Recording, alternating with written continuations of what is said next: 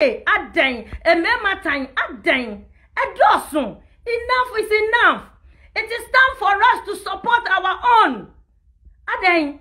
obitimi chi camera obatan yo, asabi wanyin sabo so me nkono, awo, ade ne batu asasi su ehunu awo mu yaw.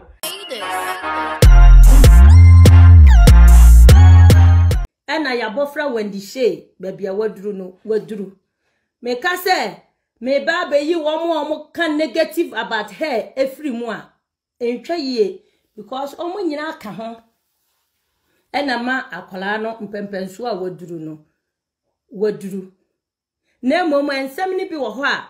empanimfo ase ensem ni bi wo ho a edika. Ensem ni bi wo ho a obitimi bo ni sirem na waka asem bi a enya nokre. Na odi ayam hyehye abeto abusuafo so. Na odi ayam hyehye abeto abusua so. Na odi ayam hyehye abeto adofo eso. Sometimes aya na metina me Facebook page na me hwe nsemu bi ani niema bi aya na nkrofo bi trotro especially omokro omoya me namfofo e wo Facebook. Mitimi dwene ho a mekenka bi aya na me dwene ho aya na menti ase na mabisa se nenti nkrofo ya na omo trust ansemu enti sabe omo wo ma enti omo wa badaye enti ediampo na ya omo dwene ansane se wo bebie wano aka obiba eho asem anase wo beka entro bibia ensem fata afọ obiba ho no wankasa no ediampa na ya na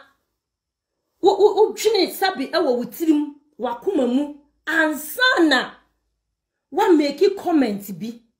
udwene Ghana fo ho especially ye Ghana fo na aya na menti ase aya na ebro madwene ne menti ase so obi nim se wo ba ani Wendy Shay pa nso obetro bibi ayam hyehia de bi no watage wo opese o make sure say asam na waka no wa ready anase wa hunu na ya na mebisa me ho se enti nkrofo na ya no omo yesa no aso se omo dwene hunu se Wendy Shay no odabusua mu Wendy Shay no obaba na wo na wo nso a wo ye niema bisa no se eye wo a ana se eye wo ba enka wo be ye ne sa empanimfo se anka wo dan a wo se kwan ne etene enye wo ba enye wo busua enye wadofo nti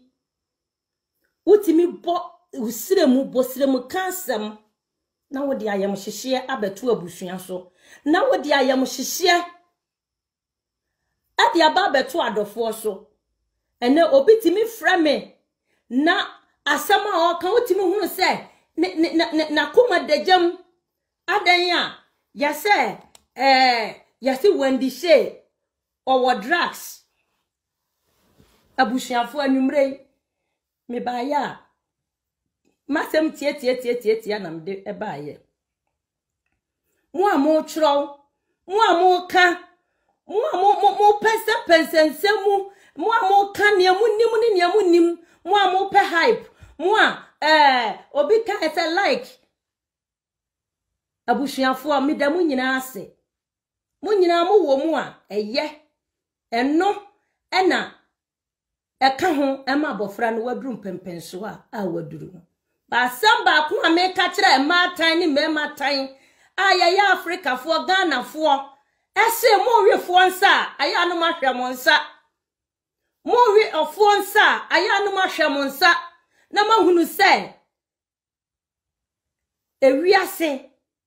yase kwasia no se yede menwonko ye ne me ene bia me ba ena mo nipa nyina ya twi na bo so no but ebia na kina na nso eye wo ba enti niameka na maka ni biam ni masisu pise abusuafo ensama mo kafa kwala no hu ni nyina enye nokre Wendy Shay onye depressed afei next month nyame ye na doma no anya 25 years enti dia na be ma kwala no waye depressed say waye depression say or depression say or take drugs me amiti hai obi oni mi bia ni me maami owo mako 14 me na me ye last born Me mame wo mako 14 me na me last born, okay? Na me mpo a me ye last born no. Me hia me nanso da ye one fene se when dimpo o mesi da ya na se wo meto car ana o meye japade bi mame. Nyame wo hira me. Enu wo hira me nuanom nyina no wo hira me manso. Enu nti ne bibibia ni wo abeka akola ne se ana pressure bia ni akola ne so se pressure won so se e wo se chinchin a obesi dan na so obeye japade na obeye bibi di mame ama ebema depression aba ne so sabi obi bia de ne bako school ebi de omoba eko eye ma omko eye doctor sanso na kola na oba ye ne mitua music school aboden de man se ne ebe ya obeko school na ono so abeye nyumtuni because eno na ne da na koma so ena nyame ncha de ne na ye na nisu ade hunu se daache no obetimi abeye nyumtuni no na wabeba wa ye nyumtuni eno nchira sa akola no ye depressed oni bibia ye oni na mu wiase anaso oni na mogana anaso oni na maburochire ha na ni daso nyina sa na mikukuru no de ne beto o my Ghana mu se omra metina Ghana na depressed mechiri no akola no ono ontisa mene me manyina aburochire ha ne yete na oko school ankasa asua ne nwoma wieye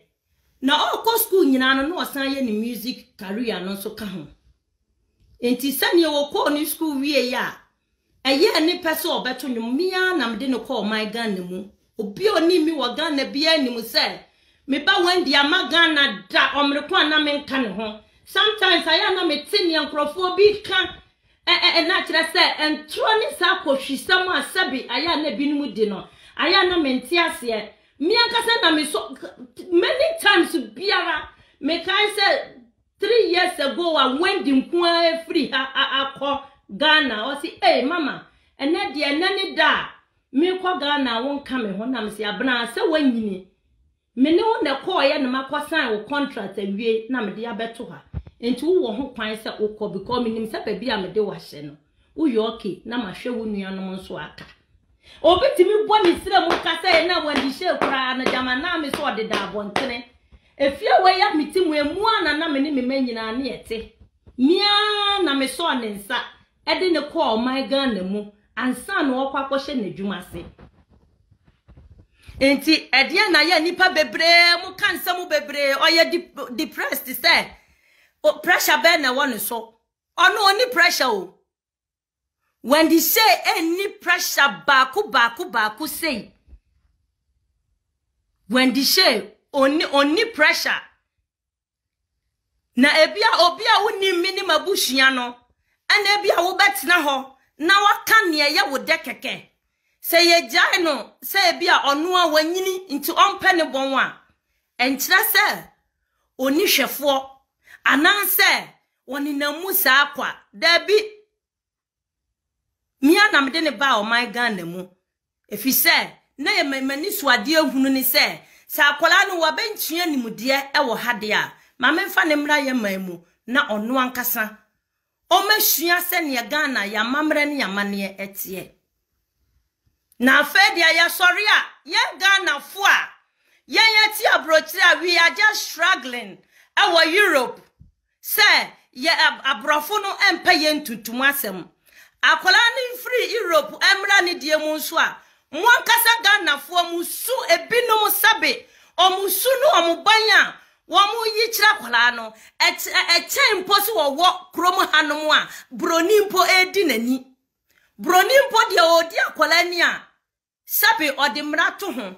na ye Ghana fo de yakasi ye di obi ani a kira se pa mame panyini papa panyini obetimi tro Facebook na danfo pa ne me no atro nsemfo na odi abeto ho na enti enka wo ba no a nka obeye ne saa obetimi twi camera si nanim na waka wandi ho asam te sane me dan wo ya metimi menini natim anansa me wa kwala na nkasa no menini nati ha Ghana fo adan ye suban te saa Adia mi diga na fo ho yaw bebre ni se. Sa asem we mabeka o na mi guso kan especially yanya brochire fo ma yegu abrochire. Sa obi ba ho asem ba ni atwe camera. Ni atro brofo akase abegu Facebook na ye di o matem. Ena ma hunu se ni abrochire ekọ. Ma hu se ni abrochire ye nyina ye nyaaya ye beko o my Ghana mu akotena o my Ghana mu. Na se suampa se sa suban we sei ana ye ne ye ma ye betu afri Ghana se ye akotena o my Ghana mu. Na ye yankasa ye kromufo adi ani ahye ya horoba atrotro nsam a ennim adi afa ya mofra ho a me kan yase kwasia na ose ye de me nyonko ne ne me so ohunu se eja ato nyonko abogisemu a especially yenya brochirefo no na ya sansuo e de asi ye de ho efise ebia ene wendi na omudi dini na mo trotro nsam ne e mo kan nsam fa ne ho no ebia na won so wo ban so owo pebi oye doctor ebi oye musician oye dancer nyame ahira ne nimudia wa brochire na bia you wish say wo so do ma abekọ o my Ghana mu na ono so wakoye bibi e de abo o my Ghana na so okọ na ne ya amodi hya abofra no na ekwan amodi abofra ne fa so no se ye dia ene ye nyina ye tie abrochire ne ye sempa na mom ne America ne se suban bia ye yi nadi no ye de pamo ye mofra enko baba betena o my Ghana mu aboa ye no ene ye pamo wo mo efisa medie na damakoma so senka me ma aka nyina no medie omo beba Ghana nanka omo nyina no omo metena Ghana na omo nhia Ghana amamre ne amane na kakra omo so nimdie omo wo no omo mfa meboa Ghana na sa suban a ene na obi atwe obi ba betena Facebook social media so na waka ne anim abusuafo Wendy Shay onye depressed Wendy Shay on no drugs oni drugs bia so na akwala no migya no ho eba abrochire no mekofa ne ba e no oso pa no oso ade a Wendy na ompempo say ye beka kire ne say Wendy wo sister ni na waso sumu because na ni mu odu no wo form pa me de ne ba ha kura mitim sugatfo nyira hunu se ne Wendy tie no ya akwala ni mu odu ne to do so bebre me na oni me ehye jeans baako size 42 44 na Wendy ehye me jeans obeduru krom hanum sei no brofo ni so ni mu so omo besere no omo sere me ba na afa na me ba ne mpeso obeko school mpo mia na me kasa kire na me die ne de oya me se ohu ofe memfi wo ohu ofe memfi wo mo abrofo ni di na ne so sere ne sa so na kola na try ye mani ba me ho so no na wafon aye sei watwe aye kitikiti na me sei abna wo so atidodo we de eye enti enetam bia ne so timitia me anma me ya na ka kire ne sei eye ba bia watwe na eye mantwi biom